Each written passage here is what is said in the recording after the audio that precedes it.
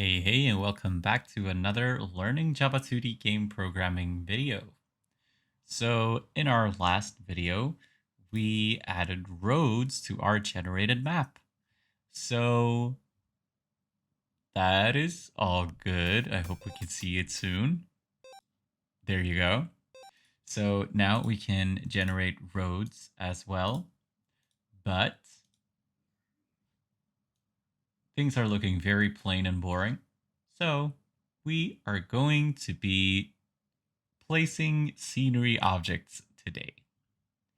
And also, now that I've tried to generate these maps a few times, I've found that there were actually quite a lot of these mapping rules that weren't done yet. So these are cases that we do support with the art that we have, but these mappings weren't done. So as I said in the video where we did these, there were probably some left. I just didn't think it would be this many, but the generation algorithm makes patterns that you probably don't often do when you're placing stuff manually, even if you do use the auto tiling function.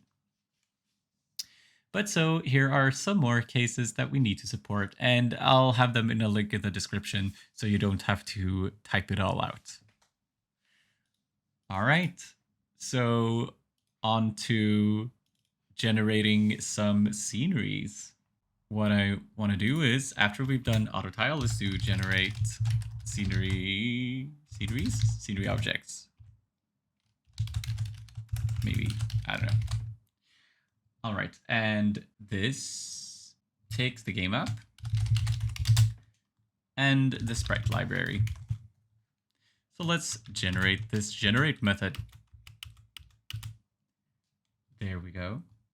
So first of all, we need a list of the scenery objects that we can place. And what we're also going to do is we're going to pair each scenery object with a lambda method that will tell whether it can be placed given a certain tile and position or not. So first we need to make some sort of wrapper for that. So let's make a static inner class because we don't want anything else to use this from outside of this map generator. So I'm going to make a private static class. I'm going to call it conditioned scenery. Yeah, let's call it conditioned scenery. So what this class is going to contain is a private scenery, and also this condition. So we probably need to make a interface, and I'm going to call it, what should we call it? Tile condition or placement condition, maybe? So what this is going to have is just one method with a boolean, can be placed. We'll give it the game map. We'll give it the tile and a position. So from these three things, we should, for every scenery, be able to answer whether it can be placed on the current tile once we loop through it. So this now has a placement condition. Let's insert a constructor. We take both of those in, and let's also make a getter for both of those. So now we have an inner class which combines a scenery object with a condition for placement. So that is great. Let's just find where we were. We were here. So I'm going to say list of these conditioned sceneries is equal to, and we're going to make this in a different method. So that takes the sprite library. We're going to generate it in just a second. Let's make the little algorithm that we're going to have. It's going to be very simple. We're just going to loop through every tile and then check if we can place something there. So let's just make a double for loop like we usually do.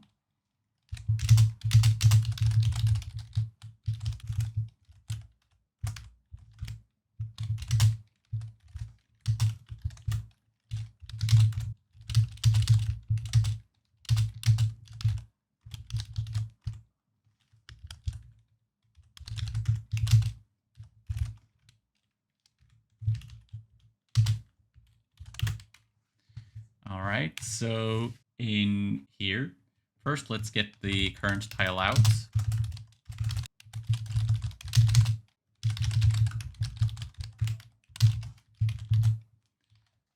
All right, then let's make a random value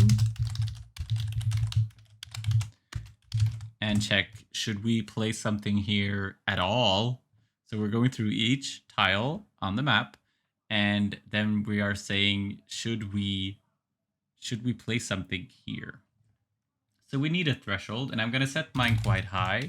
I'm going to say 0.5. So basically there's a 1 in 2 chance that some scenery will spawn per tile. But we also want to know if it's walkable. So currently we're not placing anything on a tile that isn't walkable. All right, so now we need to get the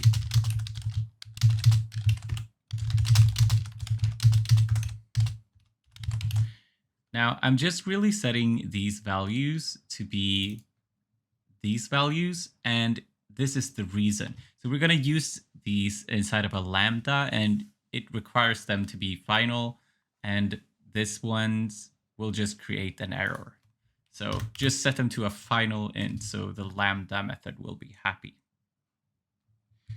So I'm going to make a list of scenery that I'm going to call matching sceneries.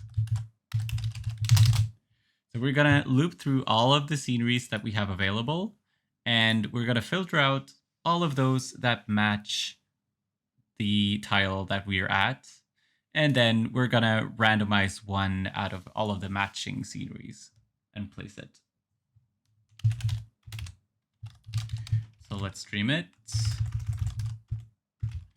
and filter it. And we are filtering it by condition scenery.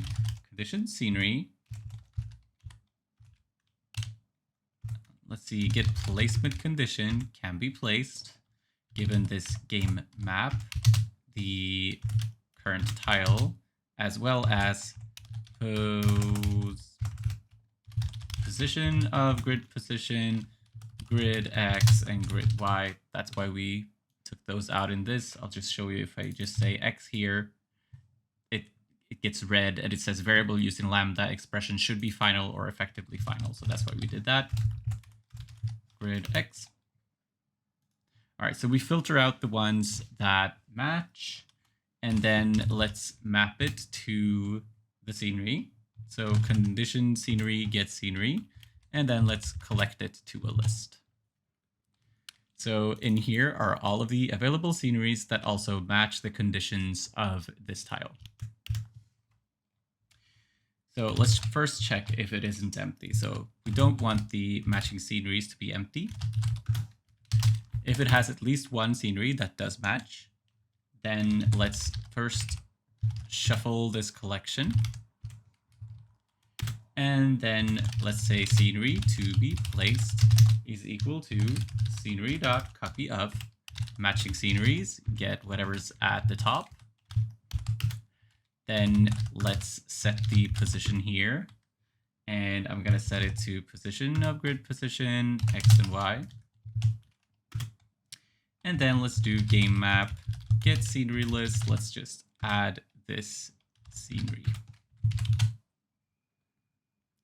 So this is it for the very simple algorithm.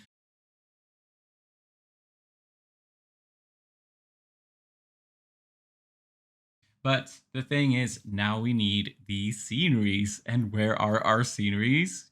They are inside of our editor state, inside of our scenery menu. So now that we are using them in many more places, we don't want them to be stored in here. And preferably, I'd love to store these inside of a file on the disk, and maybe we could use the editor to introduce more sceneries. And that way we don't have to put it in code, but we can just add more sceneries by adding them in this file. However, that's a little too much work for today. So for today, we are just going to go halfway. We are going to create something called a scenery library. But today, let's just make some static methods to quickly get things that we need. So I'm going to say get pine tree, for example, and we probably need to get in the sprite library here. So here I'm just going to copy what we had inside of this menu and put it here.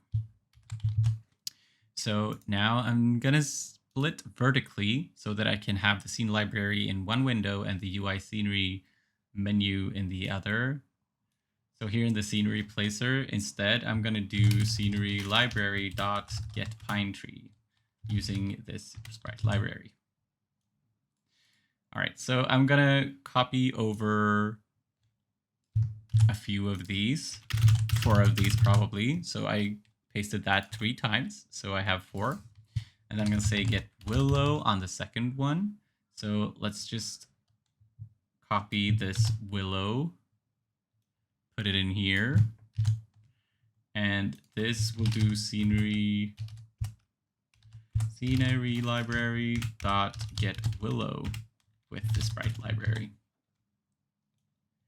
And this is unhappy because ambiguous method call. Oh, right, because we have more of those.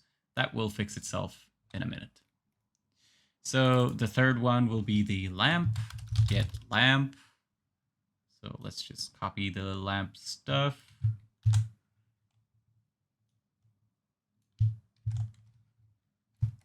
And let's use that lamp here, scenery library, get lamp, sprite library. And then the last one will be get lamp back. So I'm not going to use the other ones today. We'll just start with these 4. All right, so scenery library, get lamp back using the sprite library. Great, so now we can use these inside of our map generator.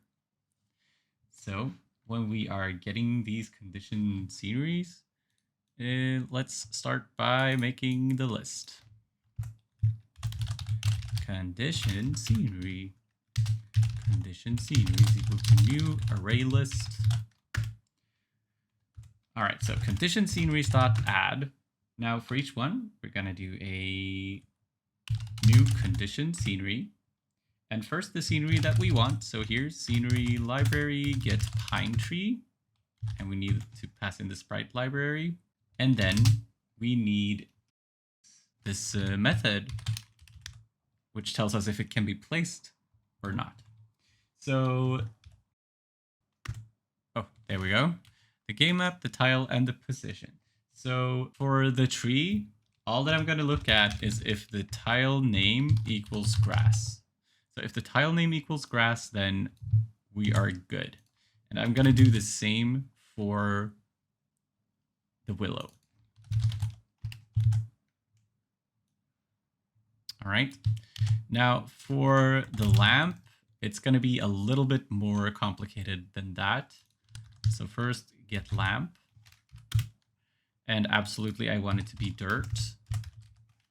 And not only do I want it to be dirt, but let's break this up into several lines because now we're doing some more stuff. We also want it to be, I'm just going to put this up a little. So we also want the tile to be a left edge tile. So we need to create that. Create method inside of tile is left edge. And we know that just like we know base tile, we know it from the indexes. What I'm going to do is list of, and I'm going to put both 1 and 21 here. So that is the actual left edge and also one of the corners. So now this is unhappy, and that's because it thinks it's the AWT list, which it's not. So let's just remove that import and go down and re-import this, and then say also contains tile index. So if the tile index of this particular tile is one of these. But now some more things are going to be unhappy. So let's re-import image. And I think that was it. All right, back to our map generator. So we've checked that it must be a dirt tile. the tile must be left edge, but also I don't want it to spawn too closely to another lamp. This is probably going to be a little ugly, but it's going to work. So I'm going to get all of the sceneries from the game app currently, and let's stream it. So I'm just going to put this up quite a lot so it's easier to read. So we're going to filter the scenery for if it's the same type. So we need to give it this just like we did the other one. So if it's the same type as, and we don't have the scenery, we don't have the lamp, so I'm just going to say scenery library get lamp sprite library. We only want to check the ones that are the same type, and also the scenery get position distance to the position that we sent in. If that is less than 128, and let's see, scenery boolean, did I not have enough?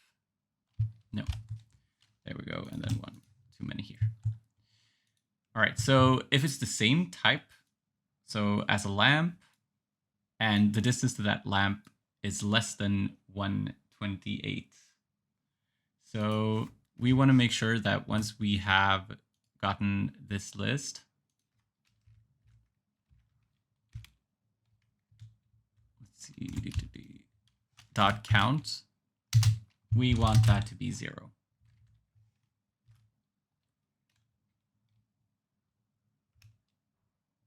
Let's see.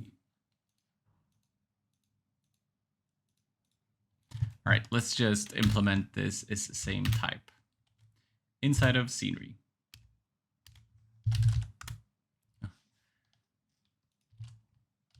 There we go.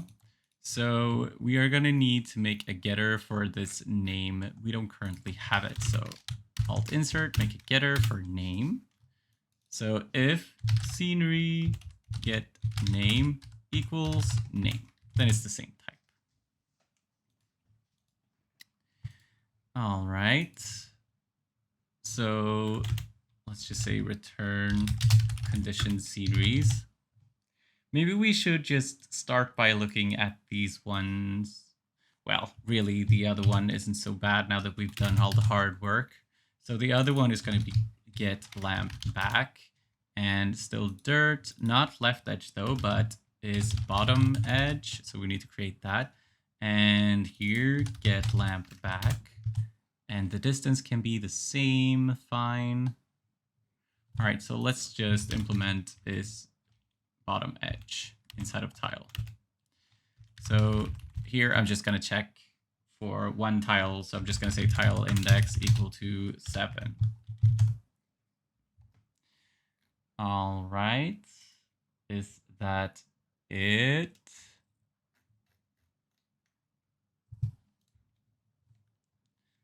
Let's see. I think we're going to have to change some stuff in the state. So here we're just setting the game map. So that won't make our sceneries come along.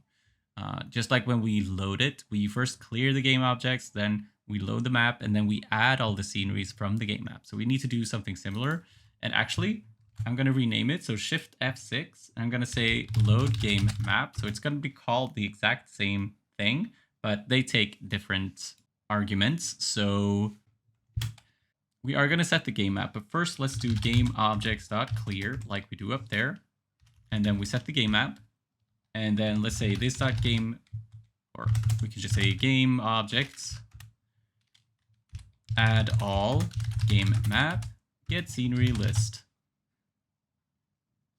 So let's see if that did something.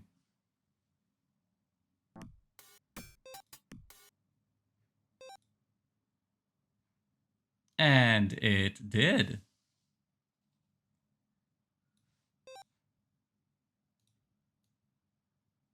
So there you go. It generates trees and on the little islands and sometimes these interesting things. So this one is another one that we're gonna need to map. All right. Maybe we want to increase the, if you go over to the map generator where we are creating all of these, maybe 128 isn't quite enough. Let's use game sprite size times 3 maybe.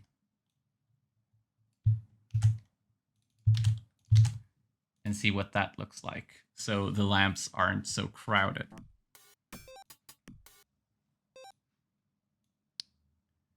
All right, I feel like this is a little better. So yeah, there you go. Now we can generate maps. Of course, now we can't have a static starting position of over here somewhere because, I mean, sometimes that's just going to be water and then we can't even enter the map if we're going to use this for our game map. So we're going to have to think of another way of entering or finding a start position. But there you go. Now you can generate maps to your heart's content. I'm really happy about this. I think it's really cool. I'm just going to see where we generate the map. I'm just going to head over to the editor state, the button menu. Here we give it 32 by 32. Let's make a large map and see what that looks like. So I'm going to make it twice as big.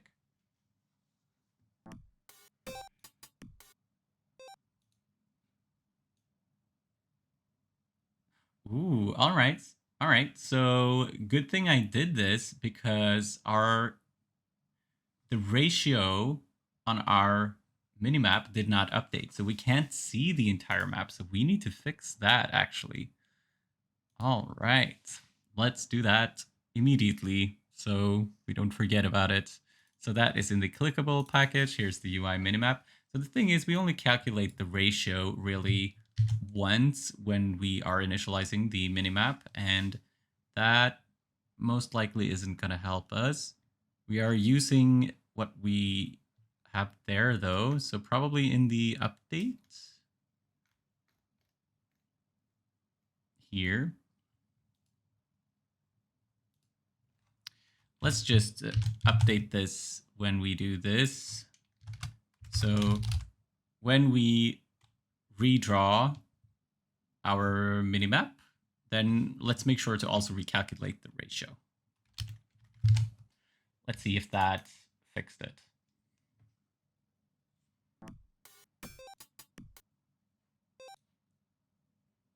And it did, so great. So I'm really happy about this. This feels a little jungle-y, and it actually makes maps probably better than I do it manually. So now you could have endless variety. Yay for that. So thank you so much for watching, and I will see you soon. Hej då!